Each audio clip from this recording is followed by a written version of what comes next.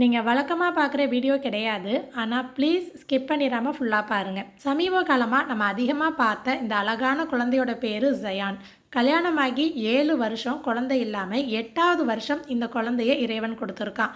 பிறக்கும்போது மற்ற குழந்தைகள் போல் சராசரியாக பிறந்தாலும் வளர வளர தெரிய வந்திருக்கு டிஎம்டிங்கிற தசைநார் சிதைவு நோய் ஏற்பட்டிருக்கிறது. வலியும் வேதனையும் அதிகமாக இருக்கக்கூடிய அரிய வகை கொடிய நோய் இது. இந்த நோயை கட்டுப்படுத்தி குணப்படுத்த ஜீன் தெரப்பிங்கிற ட்ரீட்மெண்ட் செய்யணும். அதுக்கு 25 கோடி தேவைப்படுது. அதுக்கு முன்னாடி டிஎம்டி தசைநார் சிதைவு நோய் அப்படின்னா என்ன, அது எந்த லெவலுக்கு கொண்டுட்டு போகும்? முதல் லெவலில் பார்க்க நல்லா அழகாக இருந்த குழந்தையோட உடல் உருக்க ஆரம்பிக்கும். நம்ம ஜயான் இப்போ லெவல் 2ல் இருக்காங்க. கால் இந்த மாதிரி லேசாக பெண்ட் ஆகி இருக்கும். 3வது லெவலில் ஸ்டிக் வச்சு நடக்கிற மாதிரியும், 4வது லெவலில் வீல் சேரில் போகிற மாதிரியும், 5வது லெவலில் அந்த வீல் சேரியை ஆள் கொண்டுட்டு போகிற மாதிரி இந்த மாதிரி 5 லெவல் இருக்குது. அதுக்கப்புறம் உடலில் இருக்கக்கூடிய எலும்புகள் எல்லாமே வளைஞ்சு இந்த மாதிரி இருப்பாங்க. நம்ம கற்பனையில் கூட பண்ணி பார்க்க முடியாத ஒரு காட்சியை தான் இப்போ கண்ணால் பார்த்துட்ருக்கீங்க. இதில் நம்ம ஜயான் இப்போ லெவல் 2ல் இருக்காங்க. முதல் முறையாக நம்ம சேனலில் உங்ககிட்ட உதவி நாடி வந்திருக்கேன்.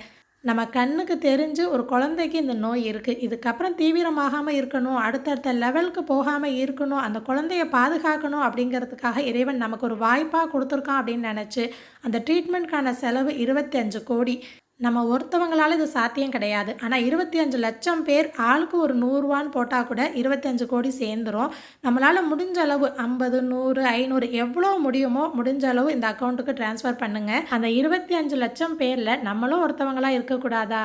இது வரைக்கும் 1.25 கோடி சேர்ந்துருக்கு. இதுக்கு முன்னாடியே நீங்கள் உதவி பண்ணிட்டீங்க அப்படின்னா கண்டிப்பாக கமெண்ட்டில் சொல்லுங்கள். உங்களை பார்த்து நிறைய பேர் முன் வர்றதுக்கு ஒரு வாய்ப்பாக இருக்கும்.